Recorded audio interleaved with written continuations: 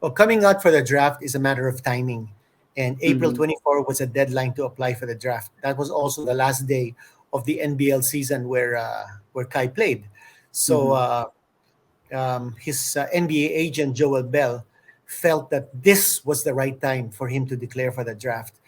Mm-hmm. Who knows? Maybe next year might not be the right timing for him. Yeah. Maybe by then, the people who would be applying for the draft, a lot of them would be 7 footers. So he may not be able to get the kind of attention that he could get if he applied Mm-hmm. for the draft now. So again, it's all a matter of timing, and that's a decision that is made by the NBA agents. And Joel Bell made the decision, and he recommended it, and Kai Sotto was all for it. But I thought Kai had his moments in the NBL at a career high 21 points.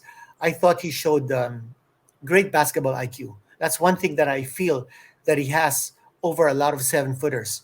He knows how to play the game. And he also has developed a good perimeter game to complement his style. I think in the NBA, you're seeing a lot of exciting alley oops, and he showed in the NBL that he's capable of receiving that pass and throwing it down. So, I feel that there's a lot of potential, there's a lot of upside in Kai. I don't think that if he makes it to the NBA and plays for a team, he'll be an instant starter. I don't think Yeah. that's going to happen. Maybe he'll be a better version of a Joe Chi. Joe Chi didn't last Mm. very long, but he made it to the Houston Rockets for one season.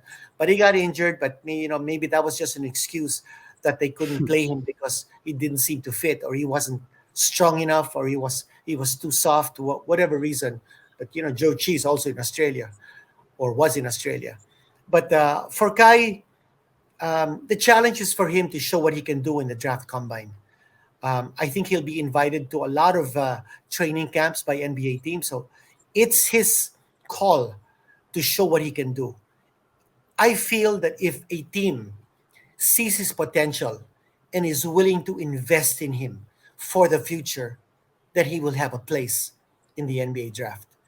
And Mm-hmm. he may not be a first round draft pick, but I think he'll be a second round draft pick. And it'll be a first for the Philippines to have a Filipino, full-blooded Filipino, to be picked in the draft of the NBA.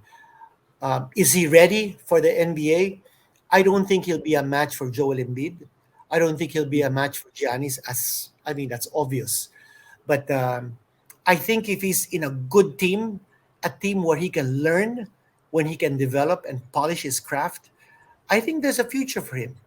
But a team must accept that he is an investment. In other words, a project. But Mm-hmm. there aren't many 7-3 players like him, who's smart, who has a perimeter game, who can do some of the things that he does. So if I were an NBA team, I would invest in him. I would put my chips on his name, and I'd pick him, maybe a second round pick, and take my chances. Make him grow, toughen him up. I think he's well. I also think he has to find an NBA team that will buy out his contract in Australia. That's that's a minimum, because he signed for a 2-year contract in Australia. So the NBA team that picks him up will have to pay the remaining year of that contract to his Oh. NBL team, which is the Adelaide 36ers. But Mm-hmm. that will happen. If it, as I said, no, a team must recognize his potential and his upside, and if they do that, then he'll be a draft pick. Yeah, that's great that you mentioned that he's has immense potential. But then for you mentioned already that he's likely a second round pick. And I wanted to ask, so kung saan ba yung tingin mong fit siya na organization? Kasi since nga parang project pick siya na pwede mo pang i-develop sa G League or limited minutes muna sa NBA. There are teams like San Antonio who's good in player development, Toronto, Miami. Like Miami had Omer Yortseven. Like where did he come from? And then when Adebayo got injured and when Morris was injured, they trusted him into the starting lineup and he delivered. And then now, kahit limited minutes siya, I'm pretty sure pag naglaro ulit yan next season, magaling pa din yan. Yung mga ganun like OKC then, they develop their players well with Sam Presti. So where do you think Kai fits? Like, hindi naman kailangan yung pinakamagaling na team. Yun yung magaling mag-develop sa kanya para in the next 3 to 5 years, pwede na siya maging reliable big man. Yeah, I think so. I don't think he should hope that he'll be in a title contender right away. Maybe he can Mm-hmm. be a two-way player, a player who can Mm-hmm. go to the G League and then go to the NBA team and do it that way. But I think it would be nice for him to play in a team that also has players like him, so that Mm-hmm. sa practice, dun siya makikipagsabayan. He Yeah. may not be able to get the playing time in actual games, but at practice, that's where he can toughen up. And you're so right. I was surprised with Yurtseven, and he actually played in Turkey, but he was born in Uzbekistan. So, I'm thinking, this guy can play in the Asian Games or in the Mm-hmm. FIBA Asia because he was born in Uzbekistan. But I think he already played for the Turkish national team. But Oh, okay. Yurtseven is a great example of a player, and you also have a Deadman who's Mm-hmm. playing for Miami. But of course, they're stacked up already in the big man department because of those two Mm-hmm. guys. Plus, you've got Bam, who's immovable at the center spot. For But sure. Yeah. it would be nice for me. It would be nice if Kai could be part of the Miami Heat system, and then he could grow with Yurtseven and Deadman playing against Adebayo at practice. Wow, that would be tremendous. And Mm-hmm. of course, baka people will accuse Coach Eric for favoring a Bias. Filipino because he's a Filipino. Baka sasabihin Mm-hmm. nila, nepotism. But Mm-hmm. if people will recognize that Kai has a tremendous upside, Miami would be a nice team. It would be a nice team. Mm-hmm. But then at the same time, title contender kasi ang Miami.